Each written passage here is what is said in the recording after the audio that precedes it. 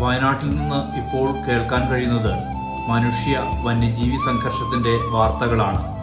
ഇതിനിടയിൽ വേറിട്ട ഒരു കാഴ്ചയാവുകയാണ് ഒരു കാട്ടുപന്നിയും ആദിവാസി കുടുംബവും തമ്മിലുള്ള ബന്ധത്തിൻ്റെ കഥ. ഈ കാട്ടുപന്നിയുടെ പേര് മുത്ത് എന്നാണ്. ഒരു വർഷം മുമ്പാണ് മരിയനാട് സമരഭൂമിയിലെ രാധയ്ക്കും കുട്ടപ്പനും ഈ കാട്ടുപന്നി കുഞ്ഞിനെ കെട്ടുന്നത്. അവർ സ്വന്തം മക്കളെപ്പോലെ വളർത്തി വലുതാക്കി.